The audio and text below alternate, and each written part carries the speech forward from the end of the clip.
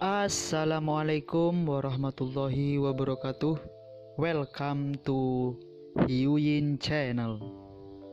Seperti biasa, Mimin akan menceritakan kisah kepahlawanan Chu Xingyun dalam anime Spirit Sword Sofrek. Selamat menyaksikan.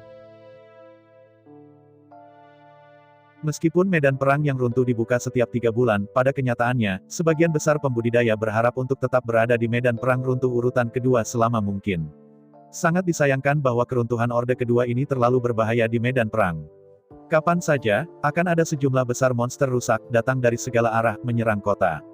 Semakin tinggi level Collapsing Earth Vein, semakin kuat monster-monster yang ditariknya. Pada dasarnya, meski bisa dipegang sebentar, sulit untuk menahannya terlalu lama. Kota pegunungan tempat Zhu Hengyu sekarang berada adalah kota tanpa pemilik. Biksu yang awalnya ditempatkan di sini jelas diusir oleh monster yang roboh. Adapun pangkat altar kekacauan di kota kecil ini, tidak perlu bertanya lebih banyak.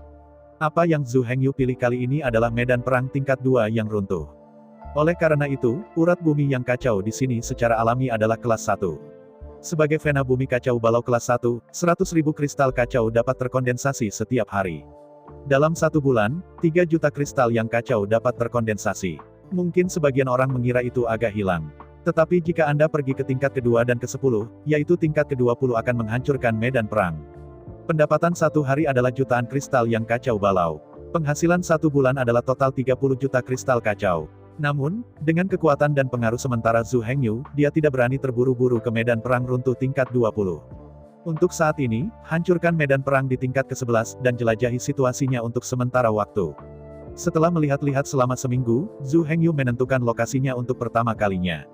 Jika informasinya benar, kota ini seharusnya menjadi kota Tasan di antara 3.000 kota. Yang disebut kota Tasan, seperti namanya, adalah kota kecil yang dibangun di atas puncak gunung berbentuk menara. Seluruh kota, dikelilingi oleh pegunungan, dibangun secara spiral. Altar kota terletak di puncak gunung. Lokasi geografisnya mudah dipertahankan dan sulit diserang. Namun, jika Anda berpikir bahwa musuh hanya akan muncul di sepanjang jalan yang berkelok-kelok, itu akan sangat salah. Faktanya, monster-monster destruktif yang datang untuk melakukan tidak hanya monster berjalan, tapi juga burung. Monster terbang itu dapat sepenuhnya menyerang altar di kota kecil dari langit. Oleh karena itu, tidak mudah untuk mempertahankan kota yang runtuh ini. Dengan pikiran, Zhu Hengyu melambaikan tangan kanannya dan memanggil 10 bintang. Di bawah perintah Zhu Hengyu, 10 Dharmakaya bintang melompat keluar secara terpisah dan ditempatkan di puncak gunung, di sekitar Altar of Chaos. Begitu ada monster yang rusak, coba serang Chaos altar dari langit. Kemudian, 10 benda langit akan mencegat mereka secepat mungkin. Melihat pemandangan ini, Situ Yage dan Situ Lauder tidak berani mengabaikannya. Masing-masing memanggil 9 prajurit penghancur, ditempatkan di puncak gunung, masing-masing tempat penting di kota kecil Tasan. Menurut pembagian kerja yang dicatat oleh Zhu Hengyu sebelum datang, 10 bintang Zhu Hengyu bertanggung jawab untuk melindungi altar. 18 prajurit penghancur dari 2 saudara perempuan Yage dan Lauder bertanggung jawab untuk mencegat monster ke arah jalan gunung. Adapun berapa lama itu bisa bertahan, tidak masalah. Kali ini, mereka hanya punya satu tujuan. Itu sebisa mungkin, untuk memahami semua kecerdasan dari medan perang runtuh Orde Kedua. 1 kegagalan, 2 kegagalan ini tidak buruk. Selama kecerdasan yang cukup dikumpulkan untuk memastikan bahwa kecerdasan itu dapat berakar kuat di sini di masa depan, semuanya sepadan. Segera, 10 benda langit dan 18 panglima perang yang hancur semuanya diatur. Sejauh ini, ketiganya telah melakukannya. Sedangkan bagi mereka, mereka tidak penting sama sekali. Zhu Hengyu sendiri lebih baik. Tubuhnya juga memiliki kekuatan tempur super. Namun, Zhu Hengyu tidak berniat menjaga kota Tasan sendirian. Bagaimanapun, yang diinginkan Zhu Hengyu adalah strategi dan taktik penjagaan, bukan kekuatan pribadi. Anda tahu, Zhu Hengyu hanya memiliki satu. Hanya ada satu badan hukum Suantian. Tidak mungkin baginya untuk menjadi puluhan juta dan duduk di medan perang yang tak terhitung jumlahnya. Oleh karena itu, yang dia cari adalah sebuah metode. Dan dalam metode ini, tidak ada kekuatan pribadi. Katakan saja, Zhu Hengyu dapat tinggal di sini untuk membantu 10 bintang. Tapi ketuhanannya tidak bisa tinggal di sini selamanya. Oleh karena itu, setelah memanggil badan hukum bintang, Zhu Hengyu tidak bisa lagi melakukan apapun. Bahkan jika kota kecil Tasan ditangkap oleh monster bis Benghui, dia tidak akan pernah bergerak. Jika tidak, bahkan jika strategi dan taktik menjaga kota berhasil, itu tidak akan berguna dan tidak berharga. Karena bosan, Zhu Hengyu berkeliaran di sekitar kota. Saat berkeliaran sepanjang jalan, Zhu Hengyu mengumpulkan banyak kecerdasan. Pertama-tama, tidak ada penduduk di kota, dan setiap rumah kosong. Garnisun dapat memilih rumah untuk ditinggali. Tapi secara umum, penjaga-penjaga tinggal di sebelah altar di aula kantor wali kota. Sambil berkeliaran sepanjang jalan, Zhu Hengyu tiba di depan altar. Melihat sekeliling, altar berdiameter lebih dari 10 meter. Di pinggir altar terdapat pagar setinggi lebih dari 1 meter dan diukir dari batu berwarna coklat kekuningan. Di dalam altar, kabut abu-abu hitam bertahan. Di bawah tatapan Zhu Hengyu. Kabut hitam kelabu ini persis seperti udara kacau yang melonjak di pembuluh darah yang kacau. Suasana kekacauan yang kuat melambai di atas altar.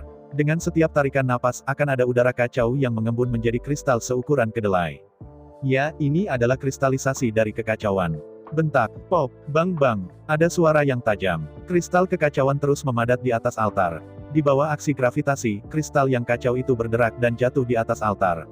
Melihat sekeliling. Pada saat ini, di altar, lapisan tebal kristal yang kacau telah menyebar. Jumlahnya tidak sebanyak jutaan. Jelas, kota kecil ini sudah hampir setengah bulan dan tidak ada yang merawatnya. Ada jutaan kristal yang kacau di altar. Selain itu, setelah kurang dari beberapa saat, kristal yang kacau akan kembali mengembun. Sekitar 100.000 kristal chaotik dapat terkondensasi dalam 12 jam sehari. Pada saat berpikir, Zhu Hengyu melambaikan tangannya yang besar dan mengumpulkan jutaan kristal yang kacau ke dalam pusaran yang kacau di dunia misterius. Tidak heran jika pasukan utama tidak peduli dengan runtuhnya medan perang dari 10 level pertama. Ternyata di medan perang runtuh tingkat kedua ini, hasilnya sangat kaya. Saat sedang bersemangat, suara langkah kaki terdengar dari kejauhan. Memalingkan kepalanya untuk melihat, Stuart Landai dan Situ Yage, yang kebetulan tersenyum, datang dari kejauhan.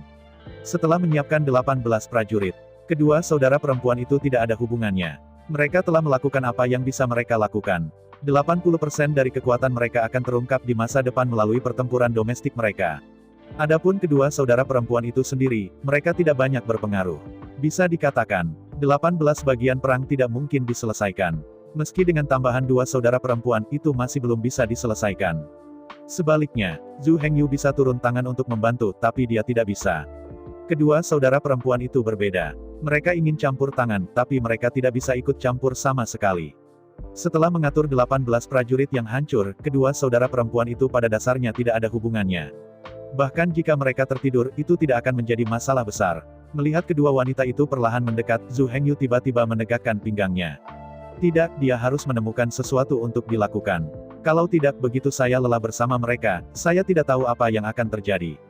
Bagaimanapun, Zhu Hengyu sama sekali tidak ingin menikmati kesenangan. Sangat, Zhu Hengyu memiliki terlalu banyak hal yang harus dilakukan. Setelah memikirkannya, Zhu Hengyu berkata, kalian berdua pergi ke aula wali kota dan bangun rumah baru kita.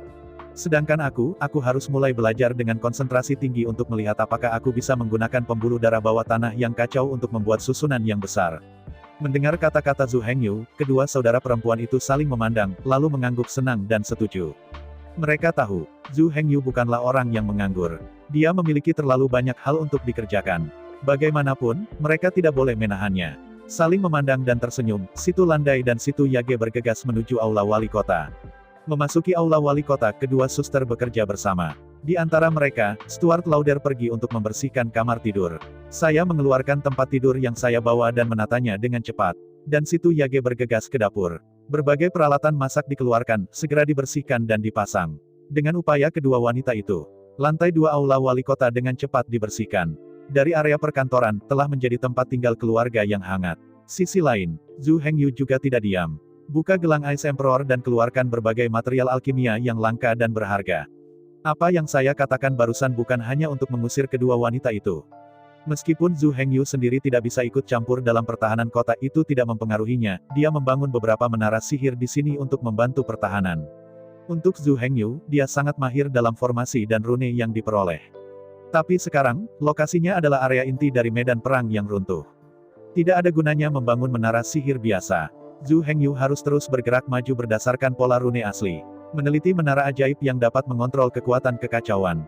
Untungnya, Zhu Hengyu tidak perlu memulai sepenuhnya dari awal. Anda tahu, meskipun ini adalah area inti dari medan perang yang runtuh, energi iblis di sini begitu kuat dan melimpah hingga mencapai tingkat yang mencengangkan. Bisa dikatakan, semakin dekat ke area tengah dari inti medan perang yang runtuh, Semakin tinggi konsentrasi energi sihir, semakin melimpah energi sihir. Oleh karena itu, meskipun Zhu Hengyu tidak dapat secara langsung menyerap dan mengendalikan kekuatan kekacauan, dia dapat membangun menara sihir untuk memadatkan dan mengontrol kekuatan kekacauan dengan energi sihir. Kekuatan kekacauan adalah kekuatan tertinggi yang melampaui semua hukum. Bahkan kekuatan keruntuhan sebenarnya hanya mendobrak hukum dan menguranginya menjadi kekuatan chaos. Namun, meskipun secara prinsip benar-benar layak, dalam praktiknya ditemukan bahwa ada terlalu banyak masalah. Meskipun dikatakan bahwa energi iblis dan energi kekacauan dapat hidup berdampingan atau bahkan bercampur bersama, masih terlalu sulit untuk menggunakan energi iblis untuk mengontrol energi kekacauan. Di antara keduanya, agen fusi masih diperlukan untuk melebur satu sama lain. Seperti yang diketahui semua orang, ada 3 energi utama di medan perang kehancuran.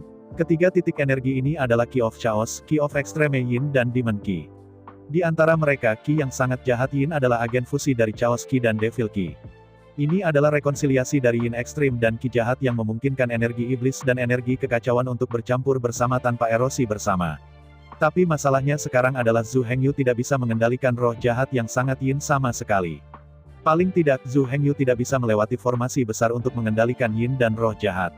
Sementara Zhu Hengyu sedang berpikir keras. Raungan binatang buas datang dari bawah kota Tasan. Melihatnya, 2 atau 300 badak hitam, kokoh dan kokoh, berlari dari kejauhan. Di tengah raungan itu, badak yang roboh itu berlari menuju puncak gunung melalui jalan yang berkelok-kelok. Namun tak lama kemudian, Stuart landai mengatur agar prajurit yang hancur di celah gunung itu berdiri untuk pertama kalinya. Dalam suara tajam menerobos udara, helm hitam dan baju besi hitam, memegang pedang hitam, berdiri di tebing curam. Mengayunkan pedang perang di tangannya, dia menyerang badak yang roboh di jalan pegunungan di bawah. Energi pedang hitam dan putih terbang masuk dan keluar. Badak gemuk yang gemuk dan kokoh segera dipotong-potong. Awan asap hitam melayang keluar dari luka-luka itu. Hanya, bahkan dengan kekuatan panglima perang yang menghancurkan, tidak mungkin untuk membunuh badak yang rusak ini dalam hitungan detik. Meski badak yang patah dibelah ke samping, jumlah badak yang patah terlalu banyak, ada 2-300. Badak-badak yang roboh itu menyerbu lewat dan dia tidak memberinya waktu terlalu lama untuk membunuh siapapun. Bukan karena kekuatan dari Bateret Warrior lemah itu terlalu pendek. Badak yang roboh itu bergegas melewatinya, menunggu prajurit itu mengalami kerusakan yang cukup. Badak yang roboh sudah keluar dari jangkauan serangannya. Jika Anda ingin mengejar dan membunuh, Anda harus bergerak cepat mengejar dan membunuh. Tapi jelas, dalam pengaturan Zhu Hengyu, jenderal pertempuran tidak perlu bergerak sama sekali. Satu-satunya hal yang harus mereka lakukan adalah menyerang dengan seluruh kekuatan mereka. Gunakan serangan paling kejam untuk membombardir semua target yang memasuki jangkauan serangan mereka. Begitu target meninggalkan area serangannya, mereka tidak perlu repot. Merendahkan, melihat sekeliling. Badak yang patah di awal, dengan bekas luka di sekujur tubuhnya, terlihat di sepanjang jalan pegunungan yang berkelok-kelok. Namun, saat dia bergegas keluar dari jangkauan serangan dari prajurit penghancur pertama. Tapi akurat itu memasuki area serangan dari prajurit yang dihancurkan kedua. Kedua kakinya berakar di tebing. Helm hitam dan baju besi hitam, prajurit yang hancur memegang pedang hitam, dengan cepat mengayunkan pedang di tangannya. Satu demi satu, aura pedang memantul berkeping-keping, dan menebas badak yang roboh di bawah. Harus mengatakan, badak pingsan ini, meski saya tidak tahu seberapa kuatnya, kekuatan pertahanan dan vitalitasnya sangat menakutkan. Meski ada puluhan luka lagi di tubuhnya, badak yang patah pada awalnya masih berpacu di sepanjang jalan pegunungan yang berkelok-kelok sepanjang jalan. Dia tidak hanya melampaui intersepsi prajurit pertama yang hancur. Dia bahkan melampaui intersepsi tentara ketiga, keempat, dan kelima yang roboh. Tidak sampai jenderal ke-6 pingsan, kakinya akhirnya jatuh dan dia jatuh mati di tempat. Tentu saja, sepanjang jalan itu pasti bukan badak pertama yang diserang. Faktanya, setiap kali badak ambruk, ia segera keluar dari jangkauan serangan.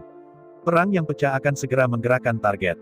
Dalam kata-kata Zhu Hengyu, siapapun yang bisa dipukul akan dipukul. Bagaimanapun, tangan tidak dapat dihentikan, serangan tidak dapat dihentikan. Berusaha keras untuk mendapatkan semua kerusakan yang bisa terkena dalam waktu singkat. Ini adalah versi sederhana dari seri ke-18 yang dikembangkan oleh Zhu Hengyu. Di bawah tatapan merendahkan Zhu Hengyu, 2 atau 300 badak yang roboh bergegas menyusuri jalan yang berkelok-kelok. Tebing di kedua sisi jalan yang berkelok-kelok, dan bangunan-bangunannya. 18 tentara yang hancur berbaris di sepanjang jalan yang berkelok-kelok. Setiap kali ada invasi oleh musuh asing di area yang dijaga oleh 18 panglima perang, 18 prajurit akan menyerang dengan seluruh kekuatan mereka. Lebih dari 200, hampir 300 badak pingsan, bergegas ke segala arah, dan jatuh satu demi satu. Akhirnya, saat badak terakhir tumbang dan mati di jalan pegunungan, pertempuran benar-benar berakhir. Hampir 300 badak yang roboh berlari ke depan. Pada akhirnya, dia hanya sampai di area di mana jenderal pertempuran ke-13 ditempatkan. Di belakang mereka, ada total 5 prajurit yang menghancurkan dan 10 bintang di puncak gunung, menunggu mereka. Sayangnya, tidak mungkin untuk melihat badak yang roboh itu. Menghadapi adegan ini, Zhu Hengyu tidak bisa membantu tetapi mengerutkan kening. Jangan lihat sekarang, 18 prajurit itu tampak santai dan senang menjaga, sama stabilnya dengan Gunung Tai. Tapi ketahuilah, seiring berjalannya waktu, akan ada lebih banyak monster yang runtuh, datang satu demi satu. Apalagi kekuatan monster-monster itu akan menjadi lebih kuat dan lebih kuat. Akan ada lebih banyak jenis monster. Gelombang pertama monster yang dihancurkan ini adalah yang paling sedikit dalam hal kekuatan, jumlah, atau jenis. Jika Anda tidak bisa menghentikan gelombang ini, itu lelucon. Itu kekuatan besar itu. Mereka tidak perlu terlalu khawatir. Di setiap ronde, mereka akan mengirim lebih banyak bala bantuan. Di kota kecil, mungkin ada ribuan master yang ditempatkan di sana.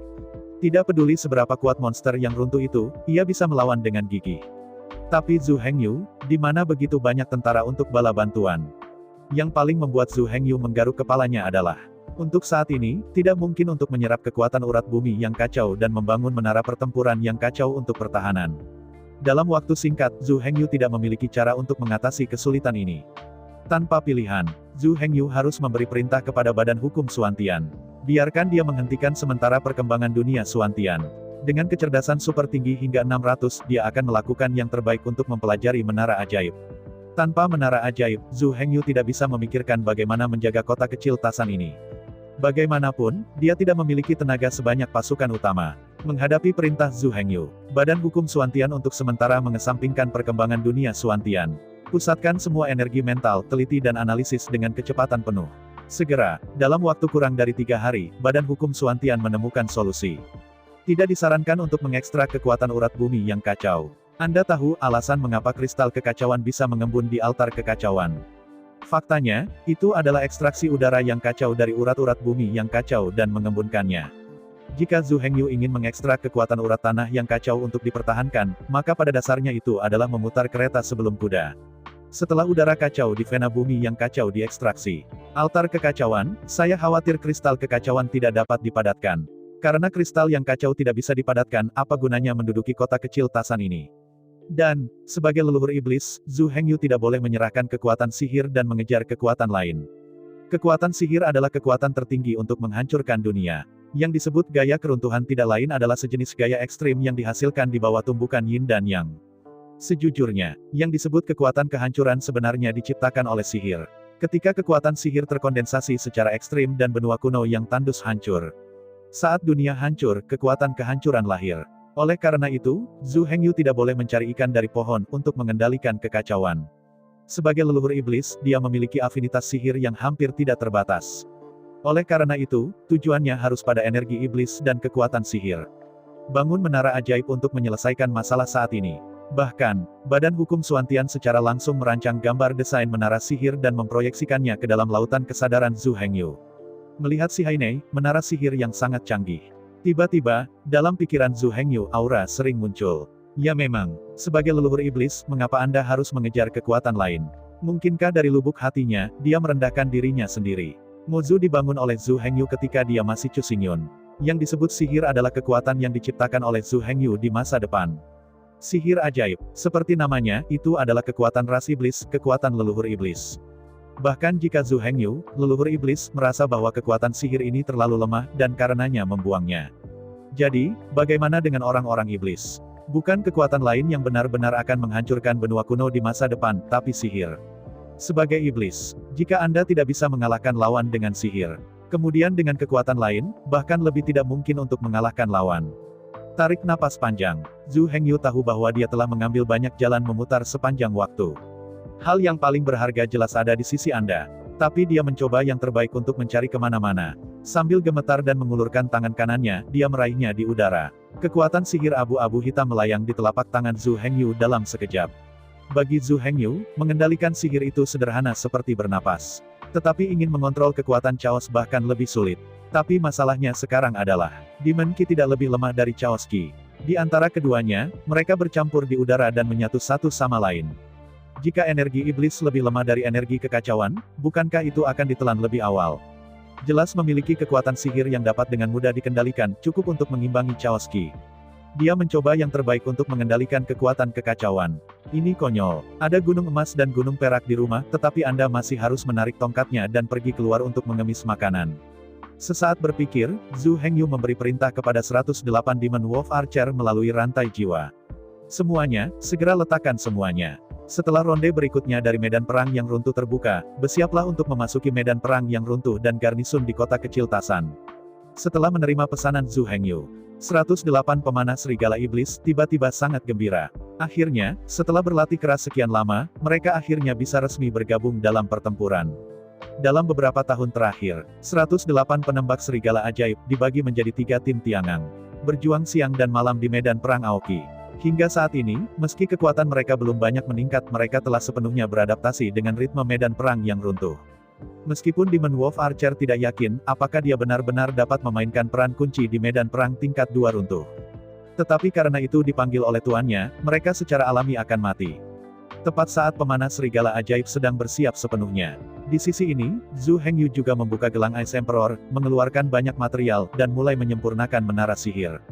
Tepatnya, itu adalah menara panah ajaib. Melalui menara ajaib, ekstrak energi sihir gratis di udara dan padatkan menjadi panah ajaib. Yang disebut panah ajaib adalah menara ajaib yang mengekstraksi energi sihir dari udara. Setelah kondensasi dan kompresi, dipadatkan. Semakin besar menara sihirnya, semakin kuat panah ajaibnya. Untuk saat ini, tujuan Zhu Hengyu adalah membangun menara panah ajaib dengan diameter 3 meter dan tinggi 30 meter. Panah ajaib yang dipadatkan dari menara ajaib ini akan mencapai 3.000 runtuh. Kekuatan destruktif hanya 3.000 runtuh sebenarnya setara dengan kekuatan badan hukum bintang. Namun jangan lupa bahwa peran menara ajaib tidak bisa begitu saja memadatkan panah ajaib. Selain panah ajaib kondensasi, fungsi terbesar menara ajaib adalah untuk meningkatkan pemanah ajaib, 9 kali jangkauan, 9 kali laju tembakan, dan 9 kali kekuatan. Di bawah komprehensif, dengan satu tembakan panah, kekuatannya akan mencapai sekitar 30.000 runtuh.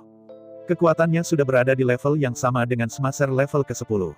Menara panah ajaib, bagi yang lain, jelas merupakan lingkaran sihir kuno yang paling sulit dibangun di dunia.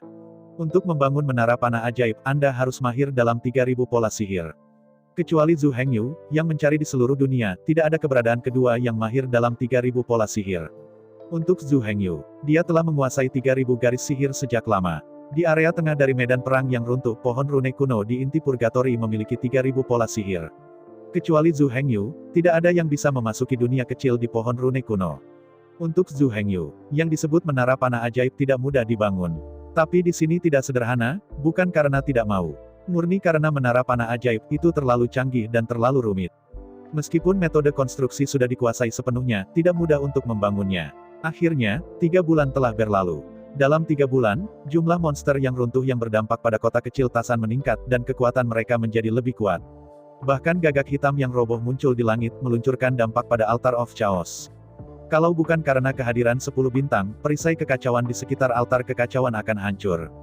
3 bulan kemudian, Zhu Hengyu berinisiatif menginjakkan kaki di altar runtuh dan bergegas kembali ke kota Haiti. Setelah berhasil menerima 108 Demon Wolf Archer, dia kembali ke medan perang Benghuai dan kembali ke kota kecil Tasan. Dalam 3 bulan, Zhu Hengyu telah memperbaiki total 36 menara panah ajaib.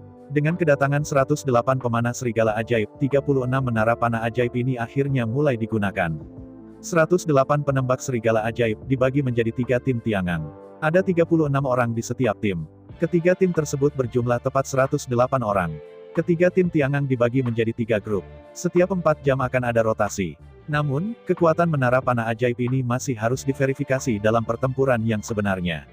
Untuk mengetahui, kekuatan panah ajaib adalah 3.000 runtuh. Menara ajaib dapat meningkatkan kekuatan penghancurnya 10 kali lipat. Namun, ini hanyalah kekuatan menara panah ajaib.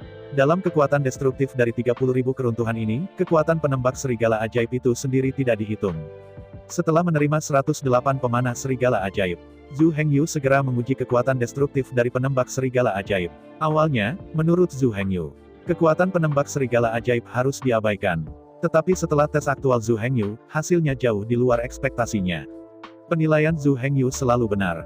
Kekuatan destruktif dari penembak serigala ajaib itu sendiri pada akhirnya terbatas. Namun, Zhu Hengyu mengabaikan kekuatan busur Sirius dan panah Gale Spike tingkat 9.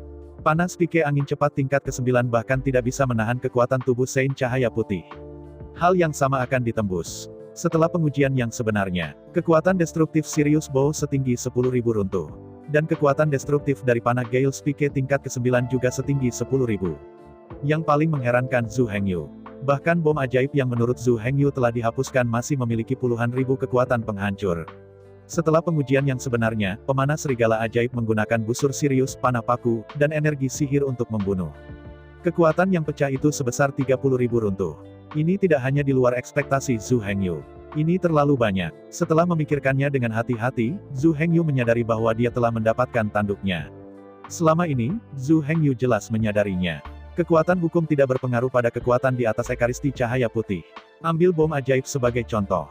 Efek pembunuhnya sama sekali tidak berguna bagi kekuatan di atas ekaristi cahaya putih. Kesalahan logika Zhu Hengyu muncul di sini. Dalam pandangan Zhu Hengyu, karena efek hukum telah dilawan. Kemudian, serangan hukum, kerusakan harus kira-kira sama dengan nol. Namun nyatanya, efek hukum tersebut memang dilawan, dan tidak mungkin ada efeknya. Ambil bom ajaib sebagai contoh. Anda tidak dapat mengandalkan kekuatan hukum untuk memenggal kepala kekuatan tubuh cahaya putih. Namun, efek pemenggalan sudah tidak ada, yang tidak sebanding dengan kekuatan destruktif dari serangan hukum, juga tidak ada. Kekuatan di atas ekaristi cahaya putih dapat melawan dampak hukum, tetapi tidak dapat kebal terhadap kehancuran hukum. Di dunia ini, tidak ada kekebalan yang nyata. Jika seseorang kebal terhadap kehancuran hukum, lalu, orang suci surga, bukankah dia akan menjadi semut? Nyatanya, orang suci surga tidak pernah bisa menjadi semut. Pengaruh hukum dapat dilawan, tetapi penghancuran hukum tidak dapat dilawan. Mana bom adalah versi upgrade dari mana sniper. Ini adalah keterampilan sihir yang kuat yang menggunakan buah jahat-jahat yang tumbuh dari pohon jahat-jahat.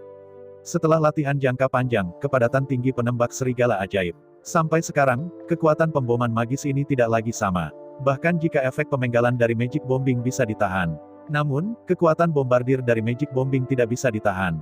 Penghancuran 30.000 runtuh, dengan peningkatan menara panah ajaib, dapat meledakkan hampir 300.000 runtuh. Badak pingsan yang gemuk dan kuat bahkan tidak bisa menghentikan anak panah.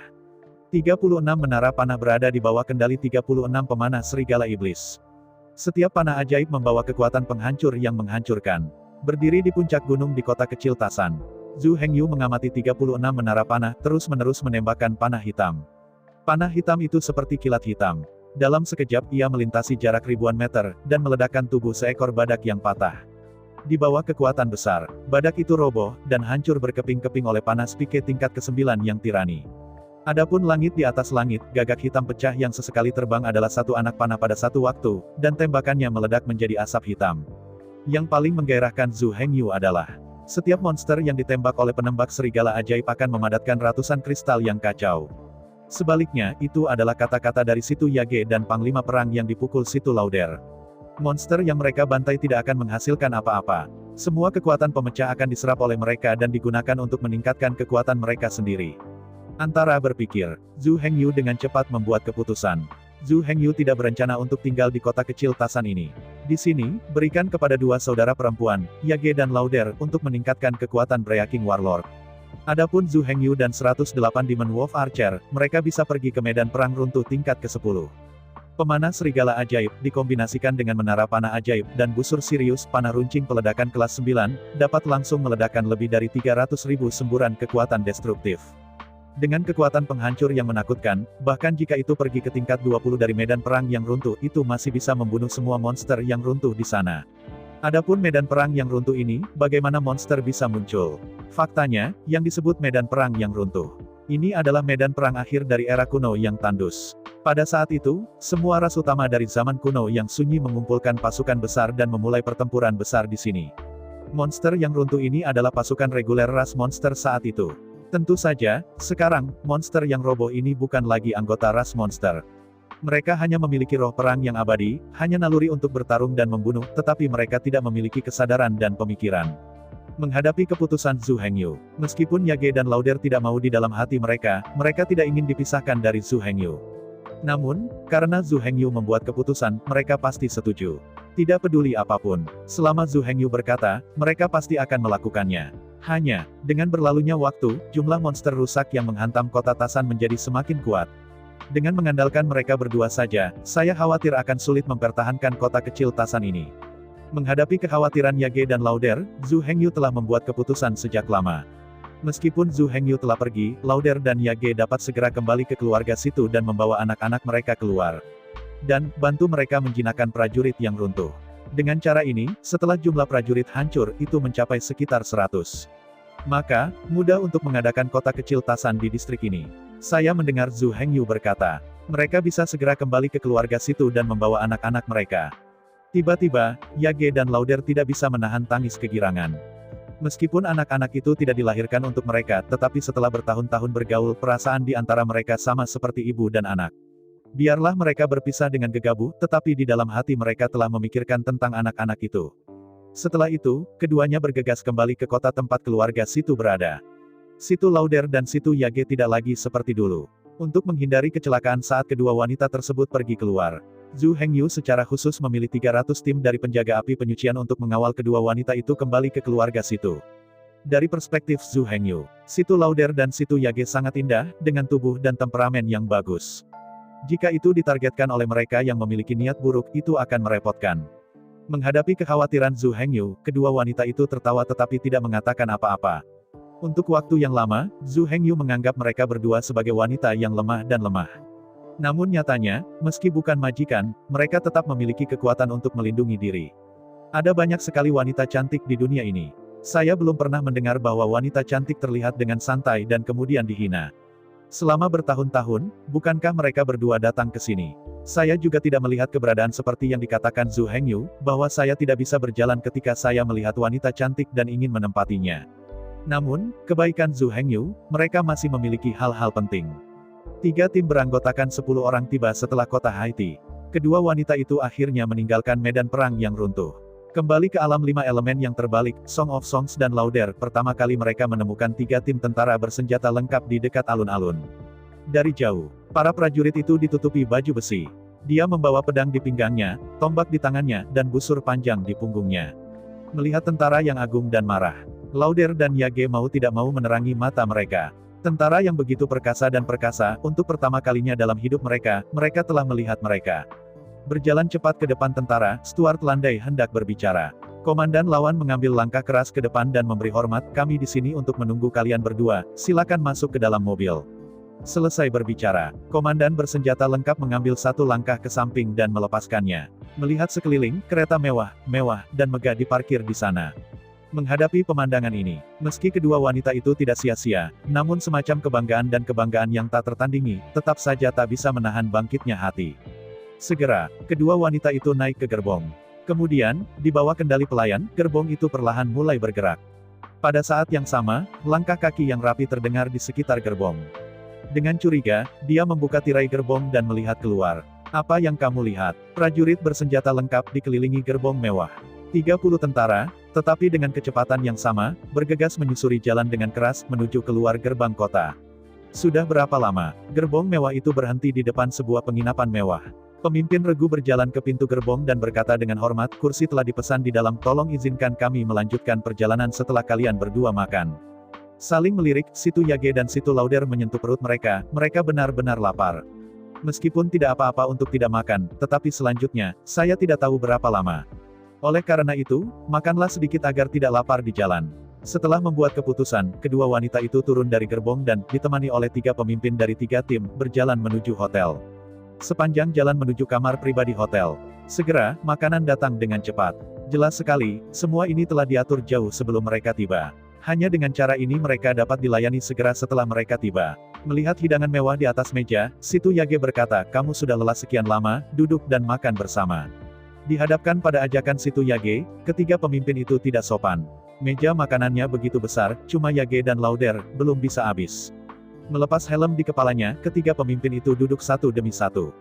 Sampai saat ini, situ Lauder dan situ Yage baru tahu. Ketiga komandan ini semuanya perempuan. Apalagi penampilan mereka tidak kalah dengan saudara perempuan mereka. Tiba-tiba, kedua saudara perempuan itu berseru. Orang lain mungkin tidak melihat. Tetapi sebagai anggota klan Rubah, dan seorang kultivator yang telah mempraktikkan teknik jantung klan Meihu, mereka bisa langsung tahu bahwa ketiga wanita ini masih perawan. Terlihat bahwa ketiga gadis yang terlihat seperti mereka ini bukanlah wanita Zhu Hengyu. Mereka hanyalah tentara di bawah komando Zhu Hengyu. Saling melirik. Di hati kedua saudari itu, evaluasi Zhu Hengyu tiba-tiba meningkat pada level yang tak terhitung jumlahnya. Setelah makan hidangan lezat, rombongan melanjutkan perjalanan menuju kota tempat keluarga Situ berada. Sepanjang jalan, Sister Situ duduk di gerbong. Gerbong mewah ini memang gerbong mewah. Sepanjang jalan, tidak ada rasa gundukan sama sekali. Kedua saudara perempuan itu pada dasarnya tidak mengalami kejahatan apapun, sehingga mereka kembali ke kota tempat keluarga Situ berada. Untuk menghindari menarik perhatian, satu blok dari sana, kedua saudara perempuan itu turun dari gerbong. Berikutnya, 30 tentara menunggu di alun-alun terdekat. Sister Situ berjalan ke arah keluarga Situ. Ketika saya memikirkannya, saya bisa melihat anak-anak itu, Yage dan Lauder, dan saya merasa bahagia. Bahkan langkah kaki menjadi ceria. Sepanjang jalan menuju pintu gerbang keluarga Situ, kulit Sister Situ berubah drastis. Melihat sekeliling, pintu keluarga Situ terbuka rapat, tetapi jalanan di sekitarnya benar-benar dingin, dan tidak ada pejalan kaki yang bisa melihatnya. Meski, di permukaan, sepertinya tidak ada yang salah dengan semua ini. Namun, dengan pengalaman yang kaya dari kedua wanita tersebut, serta indera penciuman yang tak tertandingi, mudah untuk menyadari bahwa suasana di sini jelas-jelas salah. Terutama yang membuat kedua wanita itu waspada adalah, meski pintu rumah Situ terbuka, namun lantai ambang pintu dan ambang pintu tertutup debu. Jelas, seharusnya sudah lama sekali dan tidak ada orang yang masuk atau keluar dari gerbang ini. Di tanah di ambang pintu hanya ada jejak kaki yang ditinggalkan burung, tapi tidak ada jejak kaki yang ditinggalkan pejalan kaki. Meskipun dia hanya melihat sekilas, Sister Situ dengan mudah menyadari bahwa ada sesuatu yang salah. Setelah memikirkannya, kedua saudara perempuan itu tidak menunjukkan kekurangan di wajah mereka. Berbicara dan tertawa di seberang jalan, berjalan jauh. Berjalan melewati gerbang keluarga Situ. Sambil berbicara dan tertawa, sambil bermain-main, dia berjalan di seberang jalan seperti ini, berbelok ke sebuah bar di sebelahnya, dan duduk. Sepanjang perjalanan, Lauder dan Yage dapat dengan jelas merasakan bahwa arah keluarga Situ tertuju pada mereka. Namun, keduanya menahan keinginan untuk menoleh untuk melihat. Memasuki kedai minum, kedua saudara perempuan itu duduk. Setelah memesan beberapa hidangan, rasanya manis. Melihat kedua wanita itu berbicara dan tertawa, kedai itu secara pribadi membawa sepiring hidangan ke meja makan dua wanita itu. Pemilik kedai ini adalah seorang MILF berusia setengah. Selama puluhan ribu tahun terakhir, dia, Yage, dan Lauder rukun, dan perasaan mereka satu sama lain seperti ibu dan anak. Tentu saja, ini juga ada hubungannya dengan dua gadis yang sering ke bar dan mengurus bisnisnya. Tersenyum dan berjalan kedua wanita itu. Wanita kedai itu tersenyum dan berkata, keduanya sangat bertatap muka, ini pertama kalinya datang ke toko kami. Jika ada yang tidak sesuai dengan selera Anda, ingatlah untuk memberitahu saya kapan saja. Sambil berbicara, pemilik kedai meletakkan makanan di atas meja. Dengan sampul tubuhnya, pemilik kedai menaruh selembar kertas terlipat ke tangan Stuart. Tersenyum dan mengobrol dengan bos wanita, Lauder dan Yage tidak banyak berkomunikasi dengan bos wanita. Setelah makan dan minum, kedua wanita itu keluar, berbalik dan meninggalkan kedai minum. Di sepanjang jalan, kedua wanita itu kembali ke tempat parkir dan bergabung dengan tentara. Memasuki gerbong untuk pertama kalinya, Stuart mengeluarkan secari kertas yang diberikan pemiliknya dan melihatnya dengan cepat. Di bawah tampilan ini, Yage dan Lauder tidak bisa membantu tetapi berubah dengan takjub. Ternyata sejak dua saudara perempuan itu pergi, Patriark Situ, meskipun dia bermaksud untuk menjadi sedikit lebih tertutup, sejumlah besar kristal kacau terus berlanjut. Sejumlah besar pedang perang patah, dan setelah armor perang patah dikeluarkan. Berita itu masih di luar kendali dan bocor. Berita bahwa keluarga Situ telah menghasilkan banyak uang dengan cepat diketahui oleh kekuatan besar di kota. Sampai sekarang, keluarga Situ sudah lama jatuh dalam peringkat kekuatan utama di kota, bahkan 100 teratas tidak bisa masuk. Oleh karena itu, begitu berita itu bocor, itu dengan cepat membangkitkan keinginan semua kekuatan besar. Tuan kota, yang baru saja naik tahta, secara pribadi memimpin salinan keluarga Situ. Adapun tuduhannya, keluarga Situ mencuri perpustakaan rahasia penguasa kota. Kalau tidak, dari mana asal kekayaan besar mereka? Segera, ratusan anggota keluarga Situ semuanya ditangkap. Di bawah penyiksaan, semua berita disiksa. Penguasa kota Qingqiu segera belajar. Uang dan peralatan tersebut dikirim kembali oleh Situ Yage dan Situ Lauder. Adapun kedua gadis itu, saya tidak tahu di mana mereka sekarang. Dihadapkan dengan ini, tentu saja, Tuan kota Qingqiu tidak bisa berhenti di sini. Tanpa menemukan kedua gadis ini, dia hanya mengalami kesulitan tidur dan makan. Di bawah penyiksaan berat, anggota keluarga Situ mengalami banyak korban. Bukan karena mereka memiliki tulang yang keras dan menolak untuk menjelaskan. Faktanya, ketika kedua saudara perempuan itu pergi, mereka tidak benar-benar mengatakan kemana mereka pergi. Bahkan jika mereka ingin menjelaskan, mereka tidak tahu harus menjelaskan apa. Akhirnya, dalam amarah, Tuan kota Qingqiu, secara resmi diumumkan. Keluarga Situ dihukum karena pencurian dan semua anggota keluarga dihukum mati. Mengenai berita yang diumumkan oleh penguasa kota-kota Qingqiu, meskipun kekuatan besar skeptis, mereka semua percaya sedikit banyak. Lagi pula, jika bukan karena mencuri perpustakaan rahasia mansion Tuan Kota.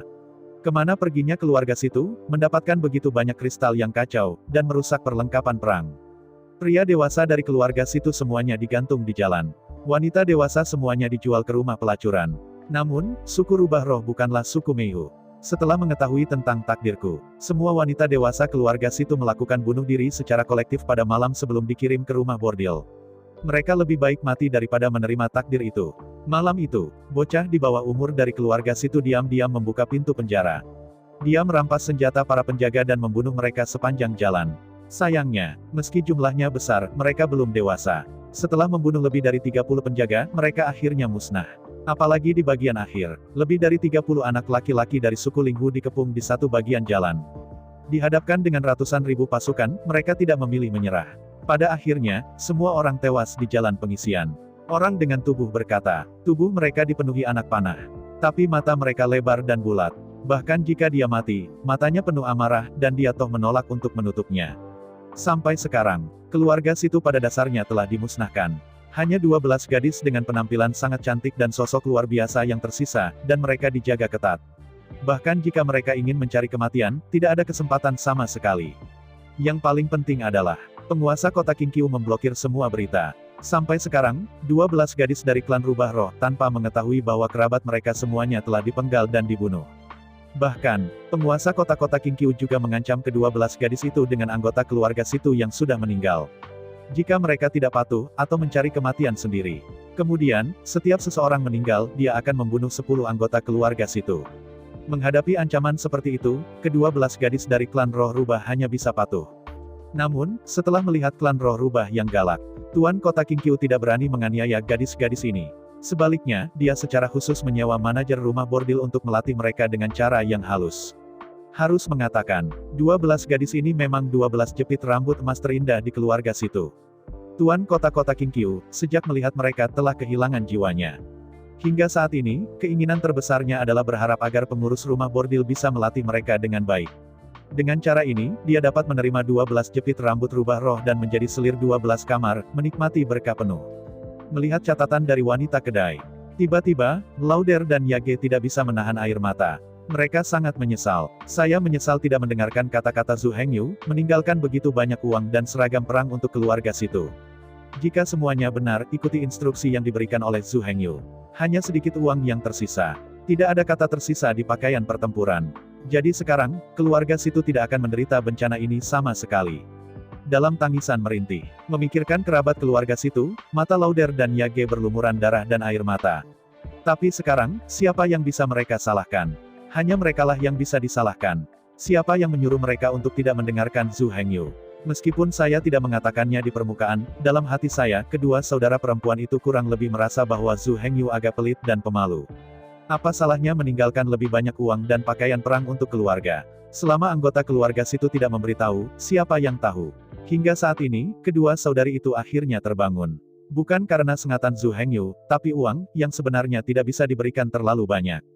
Jika tidak, itu hanya akan menimbulkan masalah. Adapun menjadi pemalu, itu sama sekali tidak pemalu, tetapi pengalaman dan pengetahuan yang kaya, memungkinkan dia untuk menilai segalanya dengan mudah. Saya ucapkan banyak terima kasih kepada teman-teman yang telah menonton video yang saya tampilkan. Untuk video selanjutnya bisa standby di channel ini. Terima kasih.